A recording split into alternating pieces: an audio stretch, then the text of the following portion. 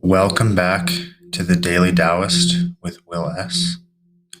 We are talking about the Tao Te Ching and how to get back into spirit and alignment with the way.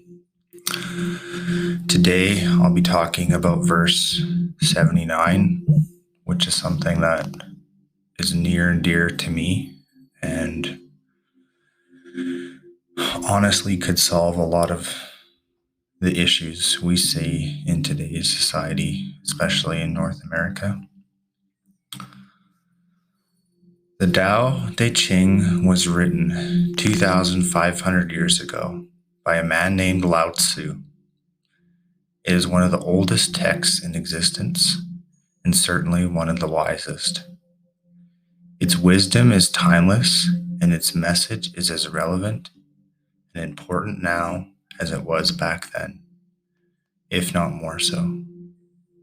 It is vital that we learn to come back into balance with the natural world, to live in a more harmonious and selfless way, and the Tao Te Ching beautifully instructs us in bringing ourselves and our lives into alignment with the Tao. Verse 79. Failure is an opportunity. If you blame someone else, there is no end to blame.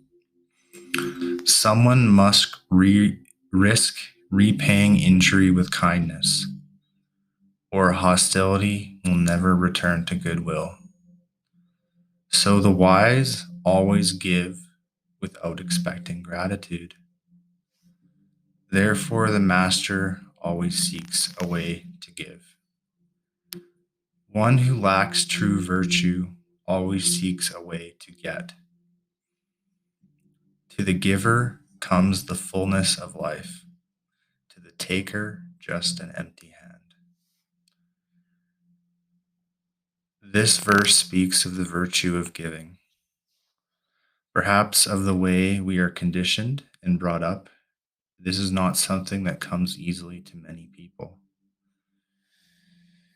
We tend to reserve our generosity and kindness to a small and select group of people closest to us and close off our hearts to the rest of the world, failing to realize that in reality, we are all one family, one being. We are conditioned to believe that it's a dog-eat-dog world, and that if we want to get ahead, we have to be willing to take what we want and beat others to it. This mentality underlies most of the core institutions of our society on both a large and small scale. Competition is the fundamental principle that drives our economy, our politics, and the business world, and even our education system and entertainment pursuits. Why not substitute competition for cooperation? Instead of focusing our entire existence on taking as much as we can, how different would it be if we just truly lived to give? Anyone that has ever performed an act of kindness for another, however small, will know the joyous feeling that comes from helping someone in need. The more we reorient ourselves to live in such a way, embodying a spirit of generosity, the more we might inspire others to do likewise. The change always begins with us. If you look at the natural world, you will see that it isn't all about taking. The sun shines its light with no expectation of reward, gratitude, or acknowledgement. It gives freely, itself, endlessly, without expectation of anything in return. The same is true of water, without which there could be no life on this planet. Both are essential to our survival, and they naturally give themselves without question and without end. This is the Tao in perfect expression. Compliments to the essay go to Rory at the Daily Tao blogspot.com. Thank you, Rory. given me so much these last 2 years, or a year and a half. Can't remember anymore.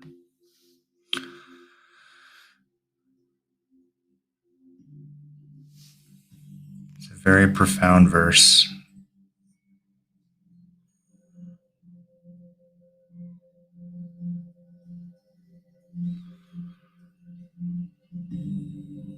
I wish I could read original Chinese.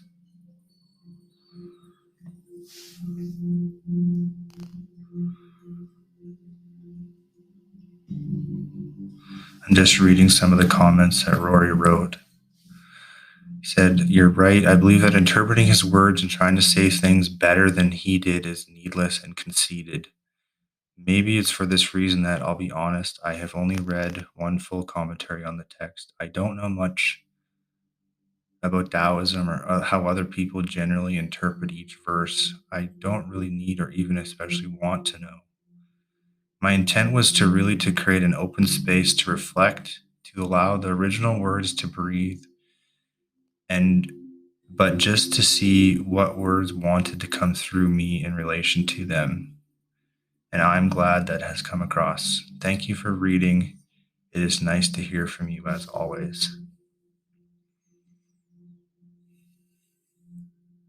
That was Rory on February 21st, 2012 at 4:42 in the morning. I missed you guys. It's nice to be back in the podcast chair. Yes, we are conditioned to believe that it's a dog-eat-dog world, and if we want to get ahead, what is ahead? What is behind? Right? I'm really sick and tired of, no, not sick, I'm not tired. I'm neither sick nor tired anymore. I am just being.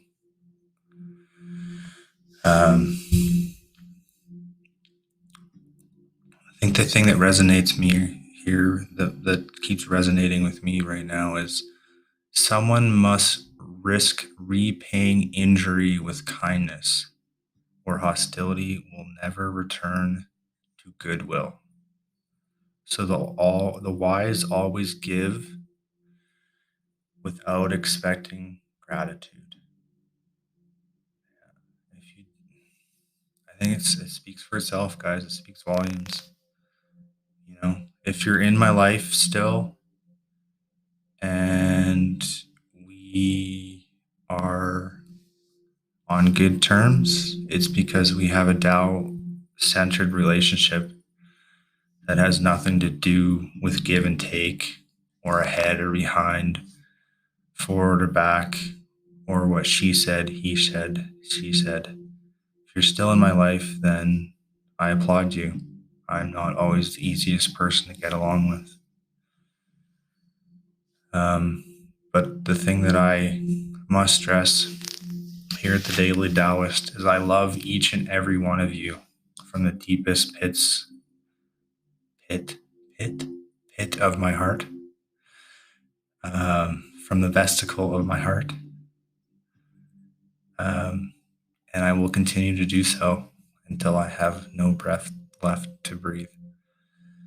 And then I'll just go and be something else or somewhere else, or just energy again. It's all energy, guys. Just trying to get back to a sense of calm, sense of wonder.